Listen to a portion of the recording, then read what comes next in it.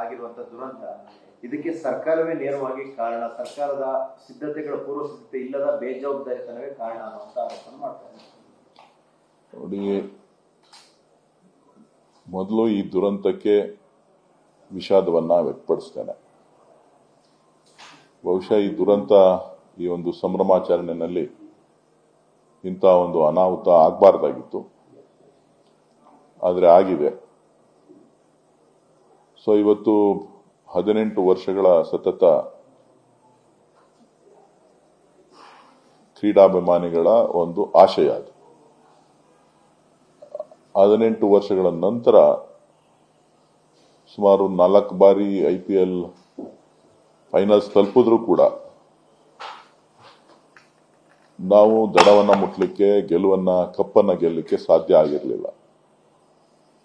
So ಇಂತಹ ಸಂದರ್ಭದಲ್ಲಿ ಇಡೀ ದೇಶದಲ್ಲಿ, ಕರ್ನಾಟಕ ಒಂದೇ ಅಲ್ಲ, ಇಡೀ ದೇಶದಲ್ಲಿ ಕ್ರೀಡಾಭಿಮಾನಿಗಳು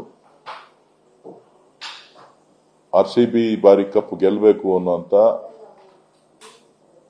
ಒಂದು ಪ್ರಾರ್ಥನೆಯನ್ನ ಕೂಡ ಮಾಡಿದ್ರು. ಸೊ ಅದರಂತೆ ಕಪ್ಪು ಗೆದ್ದಾದ ಮೇಲೆ ಇವತ್ತು ಏನು ಅಚಾತುರ್ಯ ಘಟನೆಗಳು, ಸುಮಾರು 11 ಜನ ಕ್ರೀಡಾಭಿಮಾನಿಗಳು ಇವತ್ತು ಸಾವನ್ನಪ್ಪಿದ್ದಾರೆ.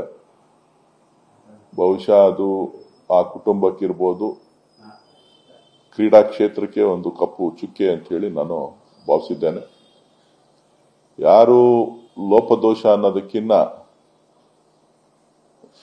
ಕೆಲವೊಂದು ಮುನ್ನೆಚ್ಚರಿಕೆ ಕ್ರಮಗಳನ್ನ ತೆಗೆದುಕೊಳ್ಬೇಕಾಗಿತ್ತು, ಅಥವಾ ಕಾಲಾವಕಾಶವನ್ನ ತೆಗೆದುಕೊಂಡು ಈ ಒಂದು ಪ್ರೊಸೆಷನ್ ಅನ್ನ ಅಥವಾ ಕಾರ್ಯಕ್ರಮವನ್ನ ನಿಯೋಜನೆ ಮಾಡಬೇಕಾಗಿತ್ತು ಆಯೋಜಕರು.